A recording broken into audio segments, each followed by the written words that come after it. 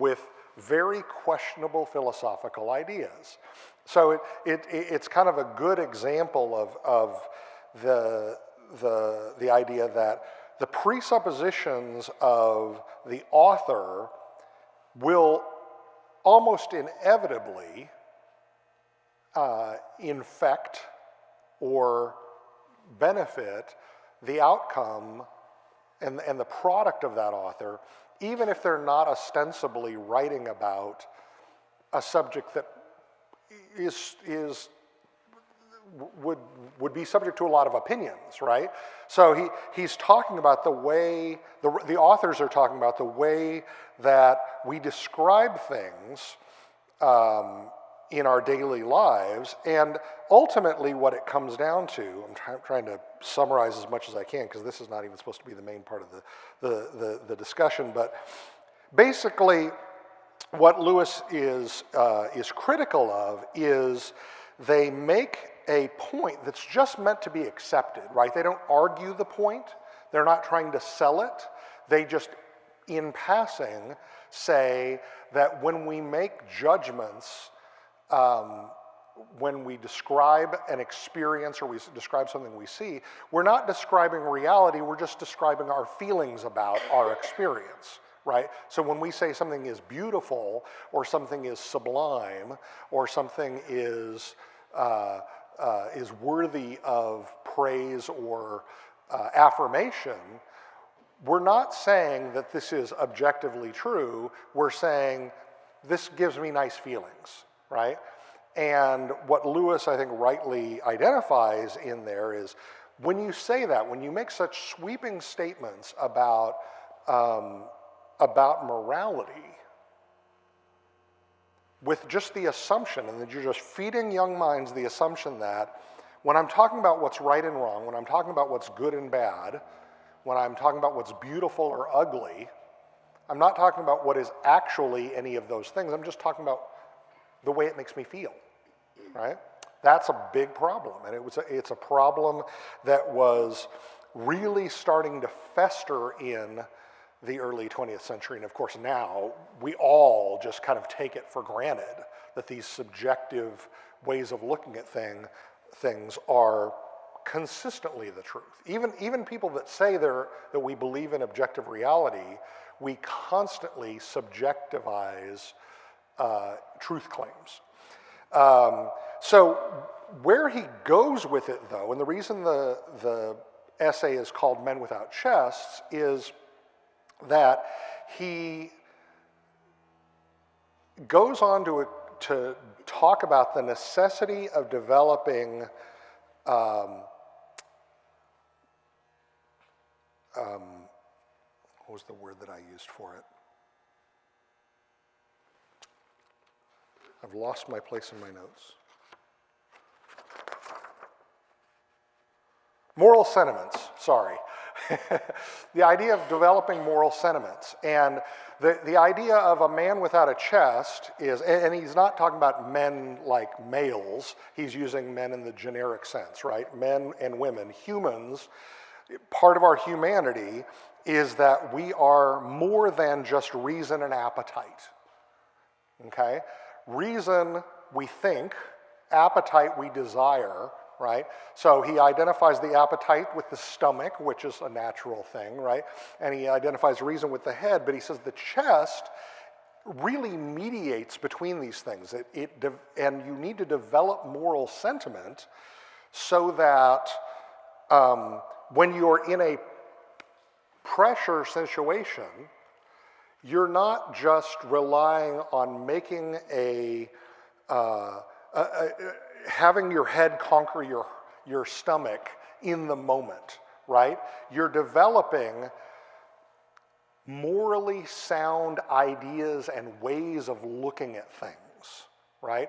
A moral sentiment, an example he gives is patriotism. This is an easy one to, I think, identify, is that, and it's really understandable given the fact that they had just been through, they were on their way to being through with their second major war in England, right?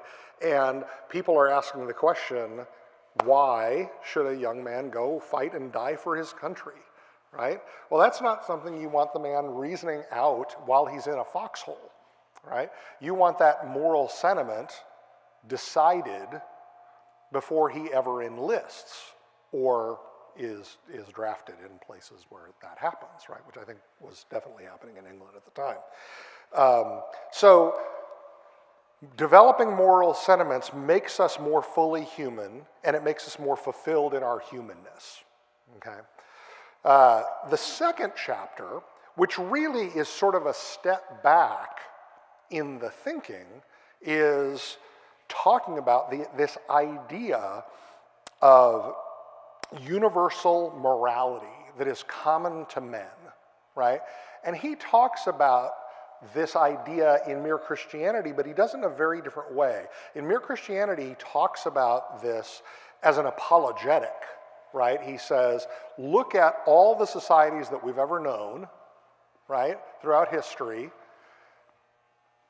They all have this common thread of it's wrong to kill somebody unless you're defending yourself. It's wrong to take somebody else's spouse. It's wrong to steal somebody else's stuff, right? A lot of the ideas that we would recognize as being articulated in the second table of the law, right, are actually really common to virtually every culture throughout history without any background. Now, in Mere Christianity, Lewis is trying to use that point to say this is indicative of something higher than these individual cultures, right? The reason we all do this, the reason we all manifest it in our cultures, whether they're Christian or not, is because we're all created in the image of a God that actually exists, a God that cares what we do and what we think, and how we behave, right? So even for those who are not, who don't even have access to the scriptures, as Paul would say that when those who do not have the law,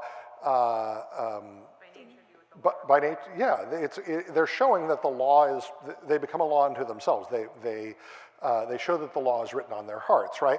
Well, in the Abolition of Man, his target audience is not necessarily Christian, and his target dialogue isn't one that assumes the Christianity of the listener, right? He's trying to make an argument about humanity and whether or not it's good to continue to affirm these things that we see in all these cultures, right?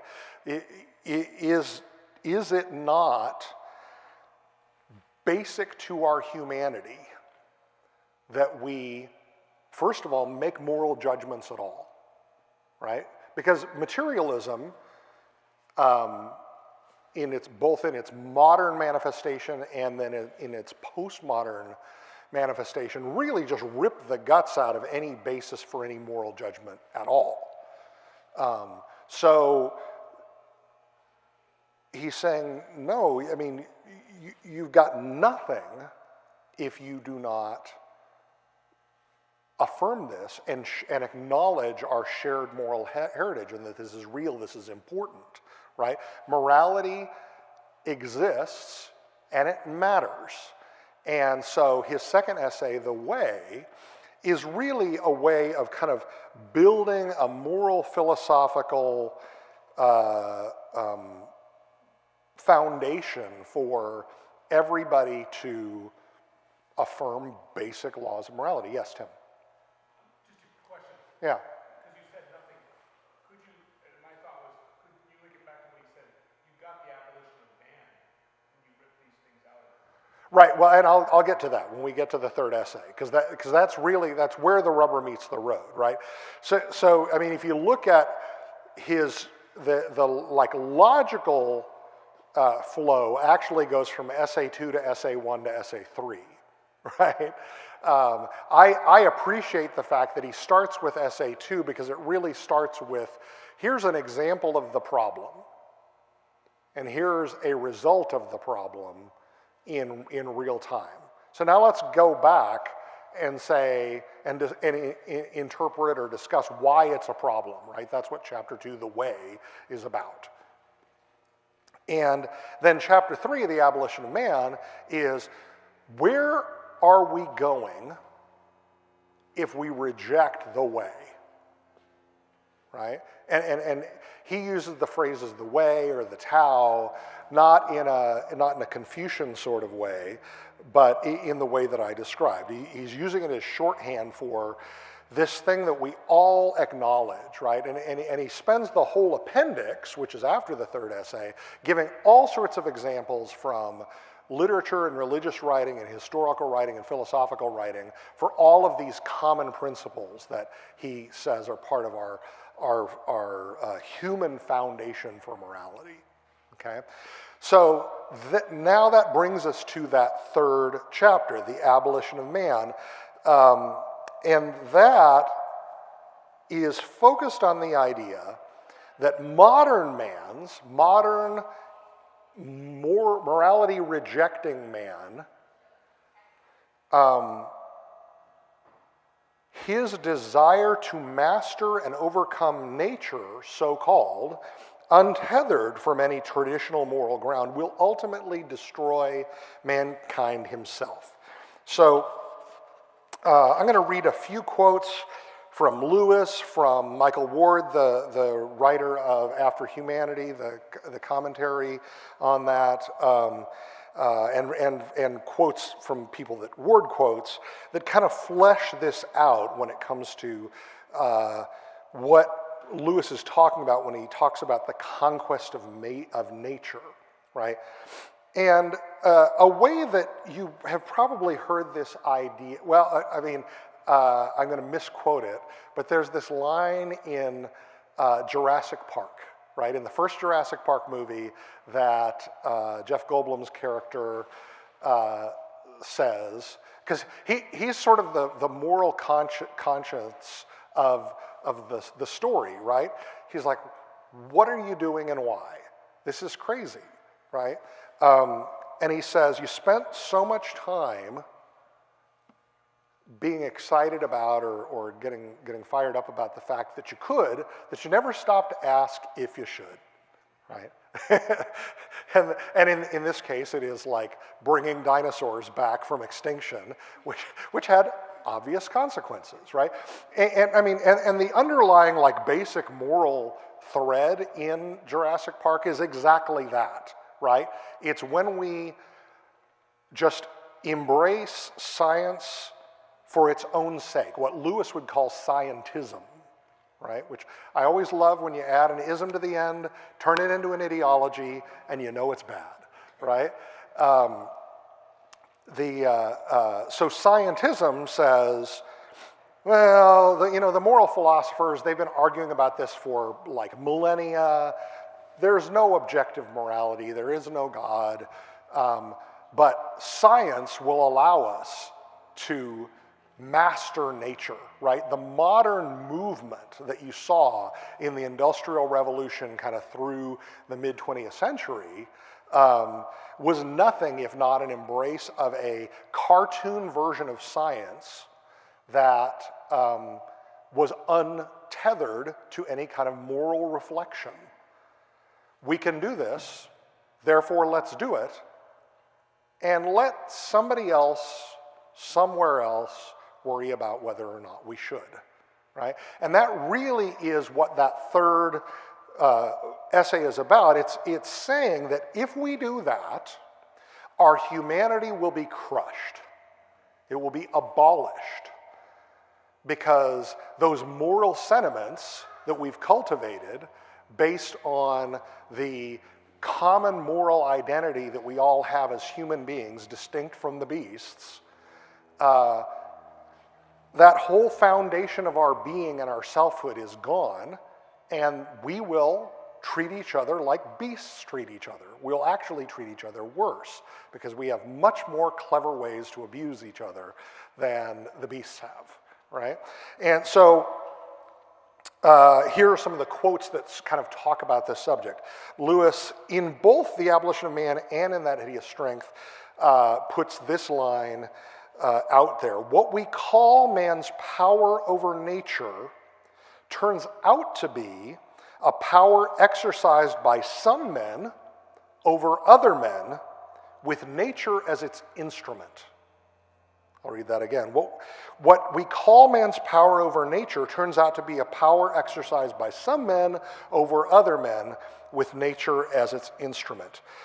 John Finnis, who is writing an essay about the abolition of man, says this: "The real theme of the lecture was not the abolition of man, but the enslavement of man, the enslavement of the conditioners who repudiate the Tao by their own necessarily irrational impulses, and the enslavement of all the rest by the conditioners." Michael Ward says, "I think it quite probable that Lewis conceived the abolition of man as a nod to the phrase, the abolition of slavery. If this is correct, it would speak to Finnis's point above that the real theme of his work is enslavement. Part of the heinousness of the slave trade is that it effectively abolishes the full humanity of the persons who are captured, trafficked, and traded. One thinks of the famous abolitionist slogan, 'Am I not a man and a brother?' Another quote from Ward: "The problem only arises if these new powers, the powers of technology, the powers of scientific advancement," Lewis gives some examples which I'll try not to get too stuck on because they can be very distractive, and Ward points that out. But, I will give a couple of examples. I'll use a couple of Lewis's examples. One is he talks about the invention of the airplane, and he talks about broadcasting, the invention of the wireless. And he talks about how because the people who were using them were not constrained by the Tao, the amazing power of flight, the ability to defy gravity, was not used in a way that was shaped by moral impulse. So when you're in the middle of 1944 talking about airplanes, what are you thinking of? I'm not thinking about something that flies me on vacation or on a work trip or on some kind of leisure. An airplane is a thing that drops death from the sky on everybody, right? Man figures out how to build airplanes, and the first thing he does with them is use them to kill one another. What was the second example? Second example was broadcasting, right? And the thing we saw again was, we think of it by and large as, a mechanism for being informed, a mechanism for being entertained, and all of that stuff. But again, an untethered morally culture, and the people that control and have access to these broadcasting mechanisms use it for what? Propaganda, right? They use it to manipulate the crowd. The conditioners in a small group use it to control and enslave other people. So Ward, in talking about this, says, "The problem only arises if these new powers are exercised outside the Tao. For once we step outside the Tao, the unity of mankind as a race of law-abiding human beings is broken. As long as we all remain inside the Tao, we are one race living and breathing one moral atmosphere, and we can all be said to have improved our lot with these new powers. 3 cheers for mankind. However, as soon as the Tao is abandoned, the actual location of these new powers is exposed as residing with some people, not equally with all people. And the people with their hands on the levers of these particular powers will become conditioners, conditioning those without those powers to be thus and thus as they happen to see fit." Does this sound familiar? "And there will be no recourse for the powerless people partly because the powerful will no longer recognize the rule of law, and partly because the powerless themselves will no longer recognize the rule of law. This is the nub of the problem. It is not that wicked airlines and broadcasters have made a power grab and are wielding their new powers over defenseless populations. The elite and the masses together are complicit in lawlessness because of their shared disregard for the Tao, and it is this lawlessness that leads to the situation in which some people start conditioning others. And I can't talk about these subjects without bringing in my inevitable Eric Voegelin quote in his book, Science, Politics, and Gnosticism. He says, historically, the murder of God, which he talks about as an essential part of the modern project, the murder of God is not followed by the Superman, but by the murder of man. The deicide of the Gnostic theoreticians is followed by the homicide of the revolutionary practitioners. And of course, we saw this in abundance in the 20th century. Lewis didn't know the half of it when he was writing The Abolition of Man. What we learned from 1945, 46 on was it was way worse than just death dropped from the skies. It was systematic murder by governments of whole peoples. The Holocaust, of course, but also the Ukrainian genocide, the Great Leap Forward. When you look at the death toll waged by governments on their people in the 20th century, the numbers are somewhere in the range of 100 million people. Something that would have been absolutely unthinkable 100 years before.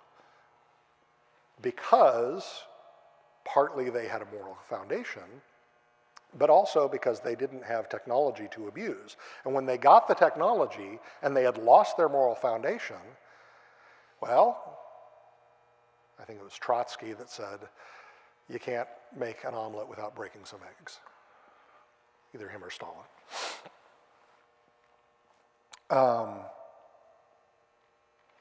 Okay, questions, comments about that giant box that I just opened up before we move on to talk about how it's applied to, yes? What do you think of the argument that the Tao is like his use of the Tao is like an avoidance of claiming God in that essay? I think it's simultaneously fair and unfair, okay? I think it's fair in the sense that I think he would have acknowledged. I'm not making that point. Oh, you asked what the question was? Question was response to the idea that the way he used the Tao, it was an avoidance of bringing God into the equation or into the discussion, right?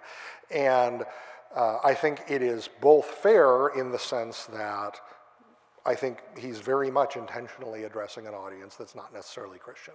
He's trying to say, this is something that we as humans, this is what holds us together as humans, right? Now, it's informed by his belief that God is the source of that, right?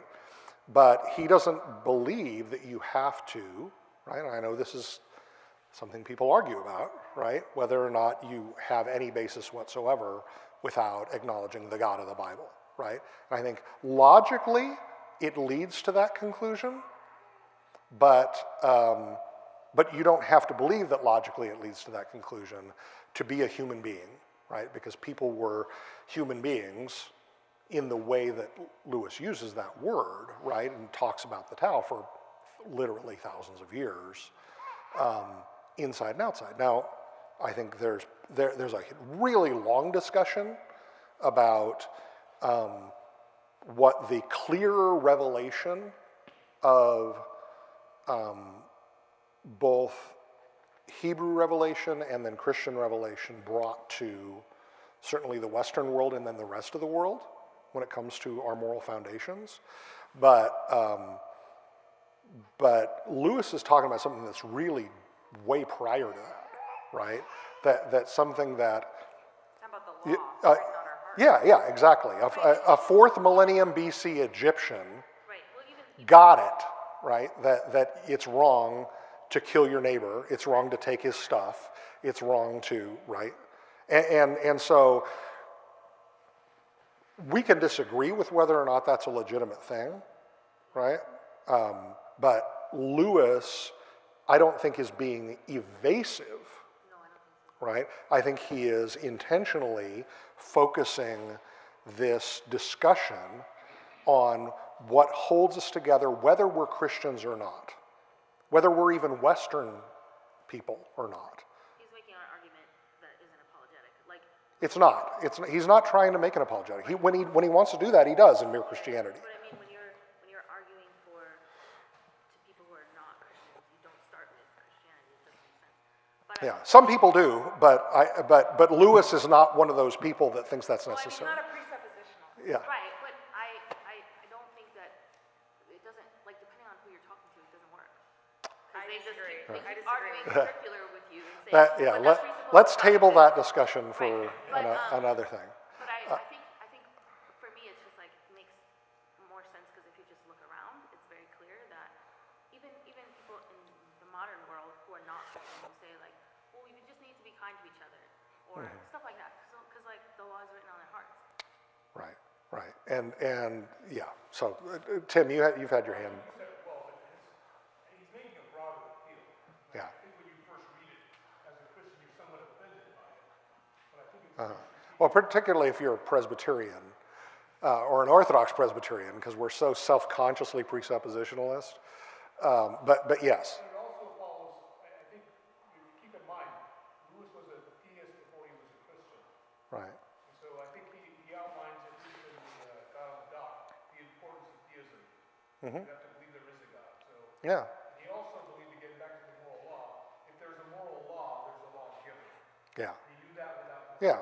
Oh yeah, and I think if you had the separate conversation with him, he would say, well, no, of course, this is where it goes. You know, if you really think about this, you're not just cultivating moral sentiments. You are eventually going to come face to face with what is my relationship to my Creator, right? And I think that is an essential thing.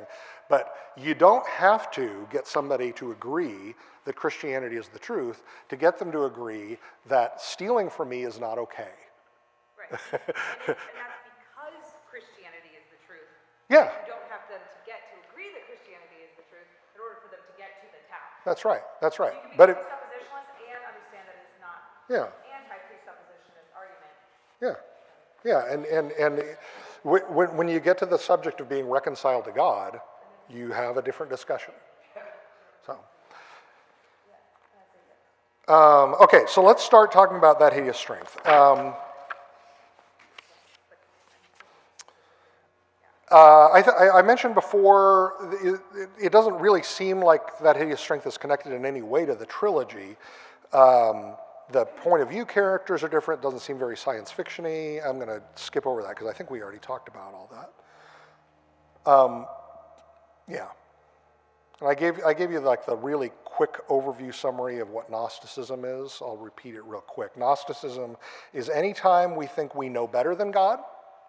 Gnosticism is any time we aspire to that which only God is entitled, and Gnosticism is rooted in discontent with our proper place as image bearers. And this starts manifesting itself later, otherwise I wouldn't have brought it up and applied that label to it. But I'm going to reread the summary that Christina Hale wrote. The third book of the Ransom Trilogy follows Mark and Jane Studdick, who at the beginning are unhappy in their marriage. Mark is a senior fellow of sociology at Bracton College, which is being taken over by an organization called the NICE, National Institute of Coordinated Experiments, whose headquarters are at Belbury. The NICE is attempting to recreate humanity in a culmination of Weston's philosophy from the earlier books. Ransom, now known as the director, has gathered a group of people at the village of St. Anne's in an attempt to thwart the plans of the NICE. Ransom knows that the people at Belbury are trying to get their hands on Merlin, who was buried under Bractonwood and, as legend has it, is not truly dead. The company at St. Anne's seeks to find Merlin first and try to persuade him to join their cause.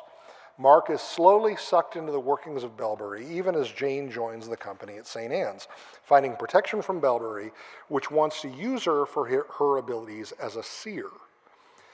Ransom and his company manage to find Merlin first, and the powers of deep heaven descend on the silent planet, filling Merlin with the power he needs to defeat Belbury. At the end, Belbury falls, their language is confused, and they are attacked by the beasts that were the subjects of Belbury's experiments. Mark and Jane are reunited, and their marriage is restored. Ransom is taken to his final resting place on Paralandra, where the wound in his heel that he once received there can finally be mended. So I'm going to flip this around so I've got some whiteboard space. There have been artists at work. I left them up here because I'm assuming one of these is Alakazam. Or this one might be Hitler. They were reading the. Okay, can I say that I once described that hideous strength poorly by saying Merlin and a bear save the world, Yeah. and we're finally here. Yeah. Watching them save the world. Okay, so let's talk about the three proclivities in that hideous strength. The addition in myth, and I'm really only going to scratch the surface of this because I want to get to the mankind part, which is the important thing, I think. But the thing that is added to his exploration of myth in the third book is this idea of Logres, which is England before the Angles and the Saxons invaded. Okay, so when you read or see movies or anything like that talks about Arthurian legend, one of the things that isn't discussed very often, but is part of the underpinnings of that is a mythology that preceded the Angles and the Saxons, what we call today Englishmen, right? This mythology was there in England before that, right? So there's a real shift where these more Germanic barbarians conquered England and really transformed it. They pushed all the Celts to the edges, and Logres is the idea of the old England, right? So there's a mythology that goes on there that we're very unfamiliar with. And so that bringing in Merlin inevitably brings in this mythology.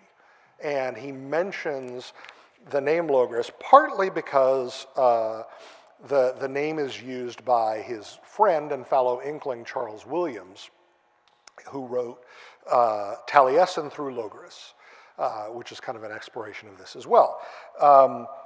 So he has brought in addition to that sort of medieval cosmology that we were talking about before, this Logres mythology, this idea of rescuing the realm for its true king from those who have invaded and usurped it, right? That's as far as I'm really going to be able to go on that, just because of time.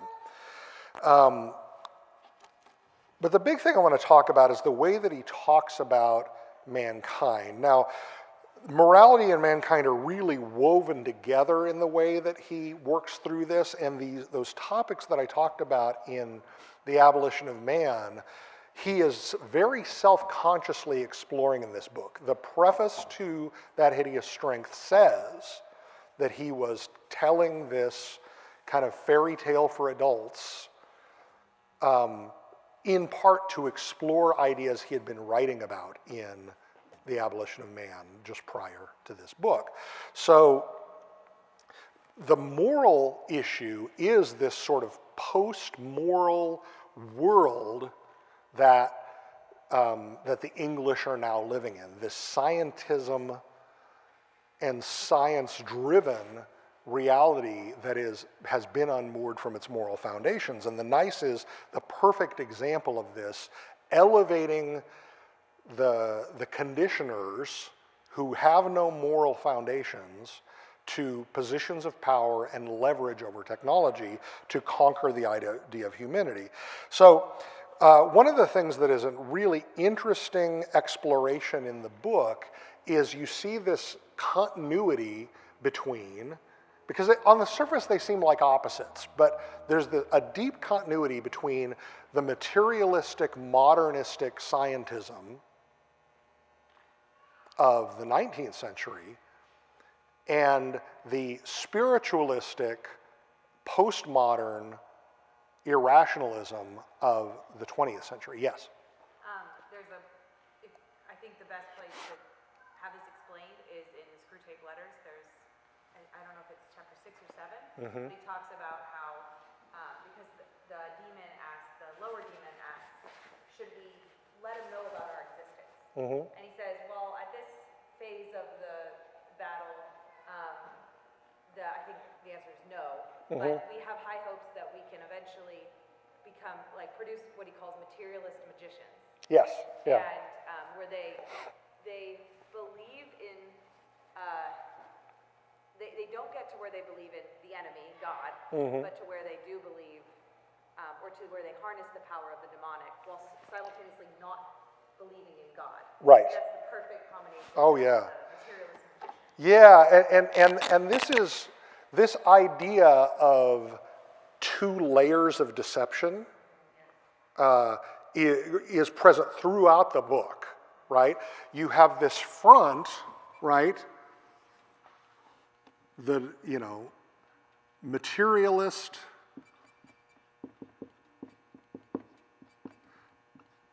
scientific front, and then you have this demonic spiritualist back.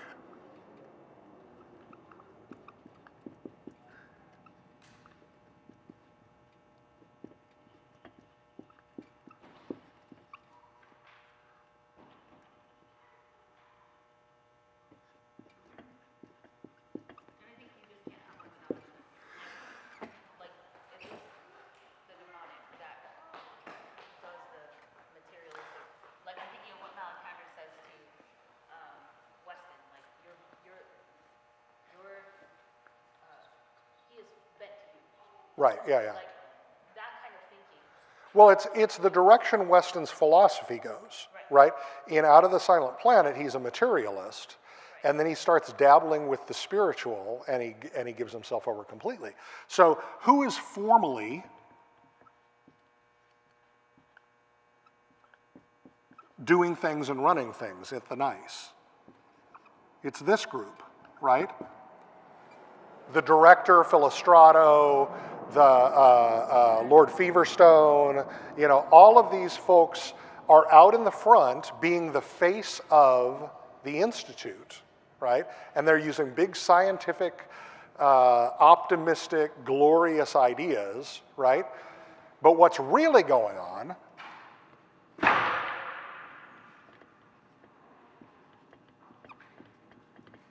the de facto power is all of this stuff behind, right? So the director's not really in charge, the deputy director's in charge, right? And Philostrato's not really doing anything, right? It's Frost and those guys. And Feverstone is just a pawn, right? Someone who thinks he has power and is driven by nothing but his appetites. So he'll do whatever he wants, whatever they say, to continue to accumulate power and accumulate influence, right? But they're going to throw him under the bus as soon as it's time to show things, right? So this climactic moment in the book. So one of the things that happens in the book is Philostrato and these guys, they reanimate the severed head of a convicted murderer named Alakazam, okay? So they refer to him as the head, right? As if he actually leads the institute, right? And the whole thing is really like disgusting, right? You've got this head on this wall and you've got all these tubes that are funneling spit and blood and all of that. But it's all there to shield the fact that the orders are not coming from a person. The orders are coming from demons, right? Yeah, which they call macrobes, which is such a, what a great front, right? Macrobes. Even his wordplay all the time, like the NICE is like nice, Yeah. but their enemies black. But they're not so nice. Yeah. So, and one of the ways they conceal their diabolical project is they don't just present this to the world, right? They maintain this separation internally. The people who are in the front, the guy who is the director thinks he is the director, right? He thinks he's controlling things, and he is so not. It leads to a lot of Mark's frustration and confusion, is because people think that they're doing all kinds of things that they're not actually doing, and it's mostly just word soup, and he can't even get any. Oh yeah. Can't even get any clarity on whether he has a job with the NIC and what that job entails. Yeah. For a very long time. Like Oh yeah, no. Yeah, and what it shows is that somewhere down in there, Mark still has a chest, right? And for all he wants to embrace these modern ideas, for all of I mean, both Mark and Jane discover their humanity in the course of this. They discover it in different ways, right? Through different ways of being pressured into that discovery. But in both cases, their conversion experience comes with this recognition that this is crazy. And it's wrong, right? And I should be attracted to something different than this. Yeah. I don't think, though, that, because internally, even the ones in the inner circle Yeah. really don't understand. Oh no. Because even those, like at the end, when they realize that the demon is speaking through the head, they're all Yeah. petrified. And Yeah. they realize that they weren't the ones controlling it all. Yeah, no, and that like multiple layers of that is a big important part of, it's not just an important part of the story, it's an important part of how diabolical forces work in real life, right? You make sure you conceal all of the points where something else is actually going on, right? Only the very deepest inner circle, it takes forever before they finally lead Mark past the head. And Philostrato still thinks he's like doing the work of the Institute, right? And it's just so goofy, right? So I'm going to read a couple of quotes that kind of go with this. Yeah, let me see here. Actually, I'm going to back up.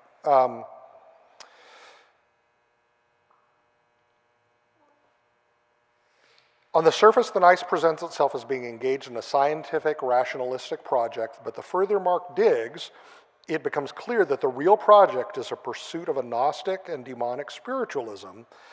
And we see this in like Deputy Director Withered's spiritual projection of himself. He just, when he's really like in his space, he's just kind of drooling in his office and his spirit is wandering the grounds, right? Because he's just tried to completely disconnect from the material world. So the NICE project is ultimately, and this word didn't exist really when Lewis was writing, but what it is a transhumanist project.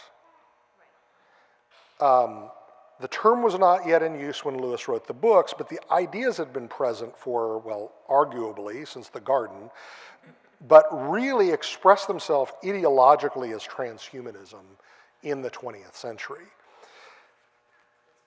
Man's nature, if you can call it that, I put it in quotes on my piece of paper, arises without telos, and therefore is malleable, upgradable, transformable. Okay, that's what transhumanism believes. And like all Gnostic projects, it arises from a basic discontent with the world and a belief that what is wrong can be corrected by ideological action in history. The order of being will have to be changed in a historical process. So their project involves the quote-unquote rehabilitation of everything undesirable in humanity. Crime, poverty, incorrect thinking, physical limitations including death itself, and also the concept of objective truth. They keep using that word, rehabilitation, right? The idea of punishment which is tied to the idea of the rule of law, which is tied to the Tao, right? This is something that doesn't exist. And Lewis talks about this in God in the Dock, and he talks about it in that third essay in Abolition of Man. Rehabilitation is bottomless, right? That when you commit a crime and there's punishment,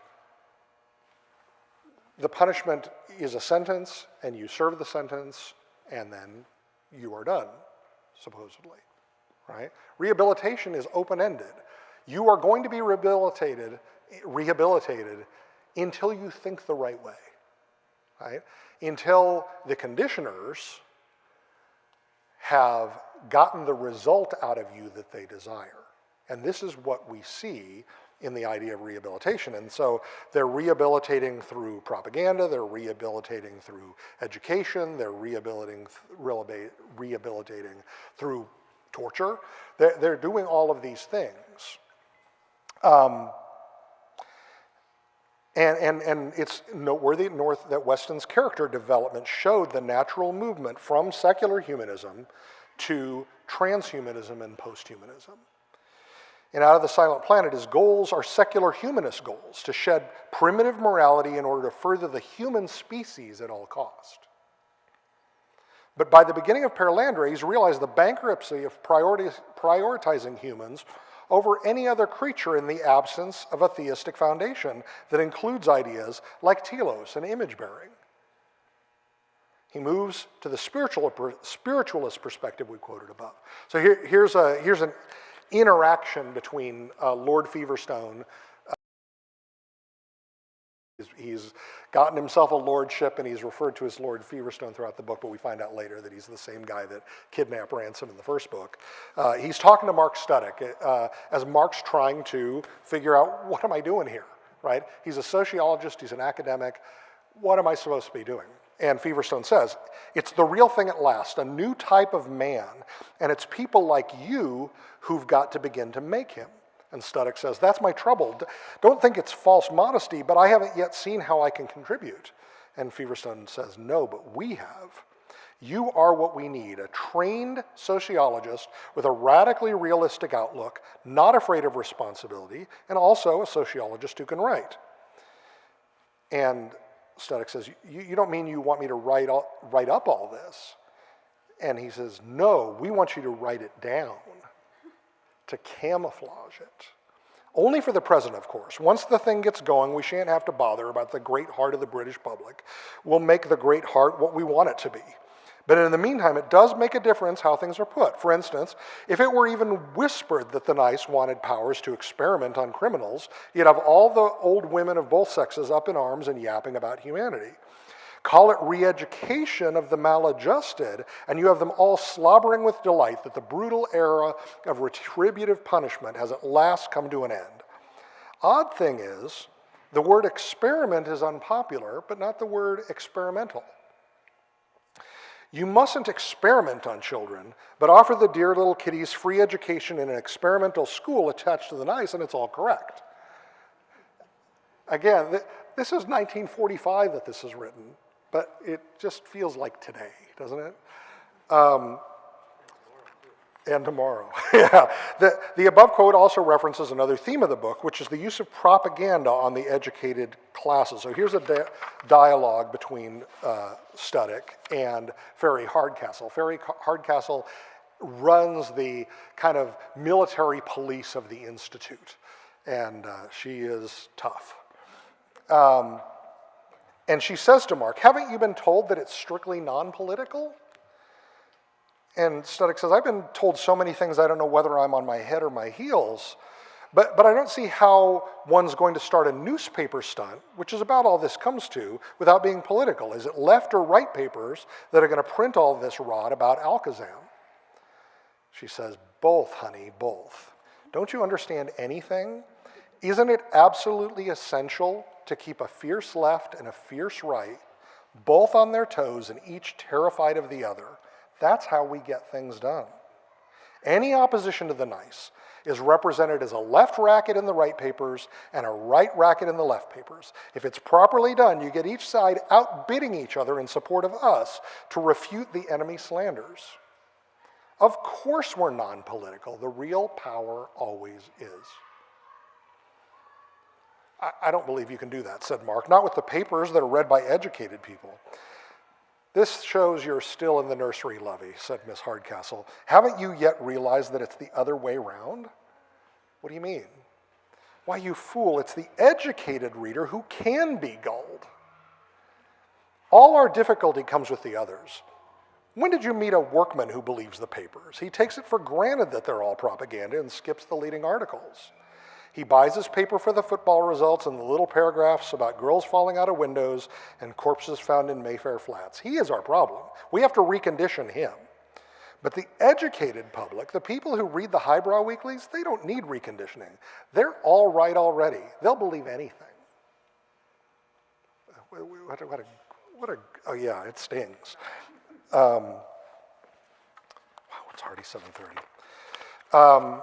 I'm going to talk about one more thing, which was an interesting device that they use in the book. And I think it's Frost that takes Mark back to the objective room. And like so many things in the book, if the nice uses a word, what they usually mean is the opposite. Yeah. Okay? Yeah, it really is. And the thing about the objective room, I'm trying to think of the shortest way to describe it, but it's basically a room where nothing is normal. There are no right angles. There are pictures, but every picture is like twisted or perverted in some way. They're not on the walls straight. They're not shaped correctly. And you're supposed to sit in there and use that to cause it to like challenge your presuppositions and all of that stuff, right? But what a like delightfully creative way to talk about suppressing the truth and unrighteousness. Because to be able to, I mean, and it's reflected in the way Ferry Hardcastle talks about the working class, right? What man will naturally do is say, this is ridiculous, right? That your natural response to reanimating a head, to doing experiments on criminals, to doing these things is, this is horrifying and we should not do it, right? We know that there's right and wrong, right? You need to have it ground out of you, right? And that's what the objective room does, right? That it is a device worthy of Orwell or Huxley. You know, this room that causes you to question everything you know to be true and to actually believe what you know to be untrue. And that's what it's really all about. And so all of these things that Lewis talked about in The Abolition of Man, where he's saying, this leads to this, leads to this, leads to our humanity being undone, right? Us being enslaved by the few conditioners because we don't have a higher authority, a moral authority to appeal to.